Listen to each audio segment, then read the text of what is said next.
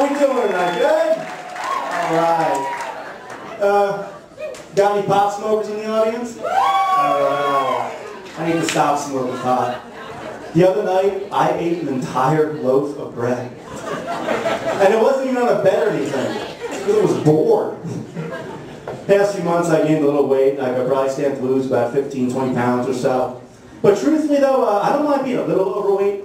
I just hope that I never get so fat to the point that, like, I need to grow a beard, you know? Because that's a choice that a man may have to make in life. Once a man hits like 240, 250, he has to make a choice. Either grow a beard or look like a gigantic baby. And you know what? I don't think I can take that type of pressure.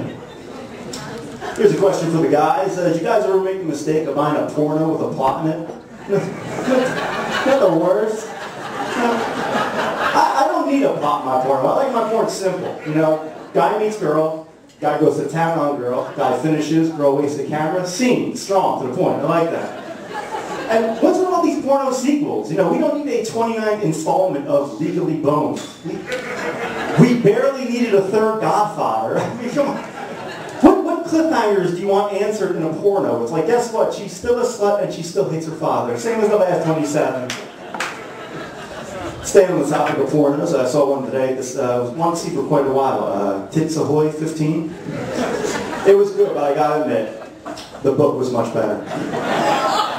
I love that joke, and I'm never getting rid of it.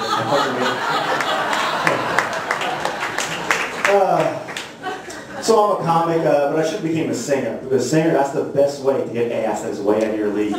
Because singers get ass they have no business getting. Like, you want proof? Just take a look at who Jennifer Lopez is getting popped by. Mark Anthony. Mark Anthony's popping J-Lo. I mean, take a look at that dude. That dude looks like the final product of a hooker from the South Bronx and Steve Buscemi. It's not right and it's not fair. For some fucked up reason, hot girls like two types of guys. Singers and douchebags. So that means if I want to start getting some hot ass out of my league, I need either to learn how to sing or, you know, commit that whole douchebag persona, which would require me to grow a chin-strap pencil beard, maybe wear an orange Yankee hat, and drive a Nissan Altima with some Japanese writing in the back windshield. But you know what? I'm not living my life like that, so it's girls with low standards for me. I went on a date recently with a girl. We went out to dinner, there was a good vibe going. Then out of the blue, she tells me that she suffers from a disease. You know, at the very least, I was prepping myself for crabs. I can handle that. But she proceeds to tell me in this really depressed voice that she suffers from nymphomania. And I was like, awesome.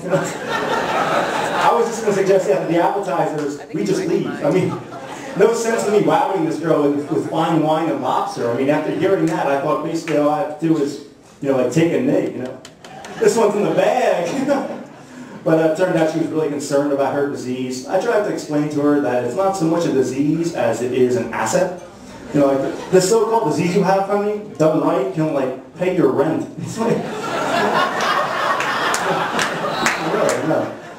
And I didn't want to go too deep into a conversation. Like, how do you get to that conversation? Like, start asking about when she realized she had the symptoms. And I mean, how did you dive into that one? Like, so when did you realize you were in nymphomania? Did you have sex in a bowling alley more than once? That's got to be a red flag, isn't it? I didn't want to be the bearer of bad news, but I can guarantee there aren't too many male doctors working on a cure for that disease. That one's here to stay. You know, don't expect to see a pill called for, you know, some commercial for some pill called like Snatcher Seal or something. It's just not going to happen. I dated a Ukrainian chick for a couple of months. I thought I'd be in good shape dating a girl from a shitty Eastern European country. Figured I could wow her with things like soup and blue jeans, you know. Things she's only known by standing in line for 4 hours. Meanwhile, I got cans of that shit back in my place. Some pros and cons of dating Eastern European, though. The pro is most of them are blonde. The con is introducing people to your girlfriend, Oksana. So that's not a cool name. It's embarrassing. But when you have Eastern Europeans, they live in poverty and shit over there. You know, when you look at that, they got to be the biggest fuck-ups in the world, Eastern Europeans. Just think about that. White and European. How the hell do you botch that up? I mean, it's all downhill after that. I guess not over here, huh? What else? But I do love girls. I think girls are, some of them are great.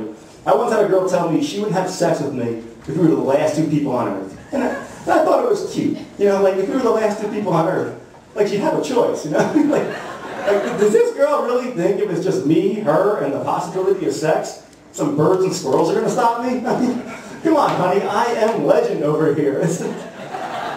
Seriously, once Armageddon hits, no means nothing. So yeah, I'm white, and I love being white. Not in a white supremacist way or anything. I'm just a really big fan of the Gap and acoustic guitar. But the only time I hate being white is when white people decide to get behind a dance. You know, it all started with a twist. A dance made famous by Chubby Checker.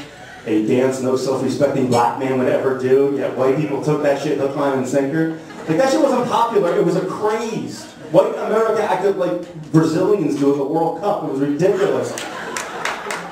That's why I hate going to weddings, because due to my family being white, they're usually white weddings.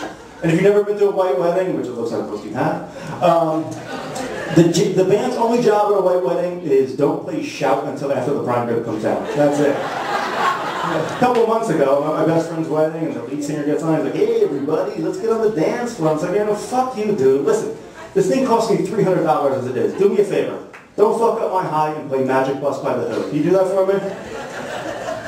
Leave on this. I live up in Harlem, and I love living in Harlem. It's a great neighborhood. And in my neighborhood, there's this kick-ass dollar store that I buy all my paper towels and shit at. But behind the counter of this dollar store, in my opinion, there is the best evidence in the world to make abortion legal. Behind the counter, in the dollar store, I swear to God, is a home pregnancy test. Now, if something tells you you might not be ready to be a father, it might be when your wife or girlfriend tells you that she's expecting and you walk right past Wayne Reed and stroll into 99 Cent World. And it's like, dude, take a 20 out of your wallet, you cheap prick. And it's like, get a decent one. Don't get the G-Unit brand. Come on. But I'm so tempted to buy it, though, just so I can read the directions on the back. Because, you know, it's got to be something along the lines of like, yo, have your bitch piss on this thing. Thank you very much, guys.